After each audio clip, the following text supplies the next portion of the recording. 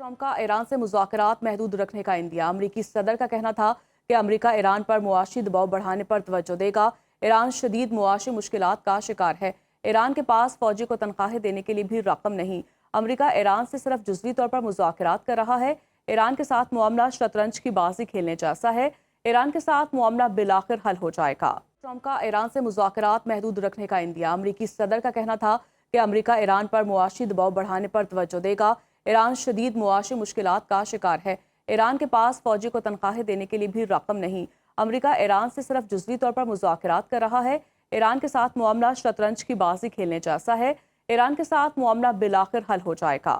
ایرانی صدر Masoud Pezeshkian نے اپنے صدارتی دور کے تیسرے سال کے آغاز پر ایران کے سپریم لیڈر مجتبیٰ خامنہ سے ملاقات کی۔ ملاقات میں ملک کو درپیش مسائل، عوام کی روزمرہ ضروریات پوری کرنے اور ان کے حل کے طریقوں پر بات چیت کی گئی۔ جنگ کی موجودہ صورتحال اور مستقبل میں درپیش چیلنجز کا بھی جائزہ لیا گیا ہے۔ جنگ کی موجودہ صورتحال اور ایرانی قیادت کی فوج کی پیش رفت، مالی وسائل اور زرعی مبادلہ کے وسائل متحرک کرنے، اخراجات کے انتظامات، توانائی اور دیگر معاملات کے ساتھ اقتصادی تعلقات سے متعلق امور بھی زیر بحث آئے۔ ایران نے کہا کہ عمان کے ساتھ آبنہ ہرمز میں نئی بحری گزرگاہیں مقرر کرنے کا معاہدہ آخری مراحل میں ہے۔ آبنہ ہرمز اس وقت تک نہیں کھلے گی جب تک امریکہ ایران کے مطالبات پورے نہیں کرتا۔ ایرانی وزیر خارجہ عباس اراغچی کے مطابق آبنہ ہرمز کھلنے کے بعد تجارتی جہازوں کے لیے نئی بحری گزرگاہیں مقرر کی جائیں گی۔ امریکہ کی جانب سے جون میں طے پانے والے عبوری معاہدے کی خلاف ورزی کے باعث دونوں ملکوں کے مابین براہ راست مذاکرات نہیں ہو رہے، تاہم ثالثوں کے ذریعے پیغامات کا تبادلہ جاری ہے۔ امریکی نائب وزیر دفاع اسٹیو فائن برگر نے ہتھیاروں کی پیداوار بڑھانے کے لیے کمپنیوں کو 21 دن کے اندر منصوبے پیش کرنے کا ہدف دے دیا ہے۔ واشنگٹن پوسٹ کی رپورٹ میں کہا گیا کہ ایران کے ساتھ جاری جنگ کے دوران امریکی اسلحہ اور گولہ بارود کے ذخائر پر دباؤ بڑھ گیا ہے، جس کے بعد پینٹاگون نے دفاعی کمپنی کو اہم ہتھیاروں کی تیاری اور فراہمی تیز کرنے کی ہدایت کی ہے۔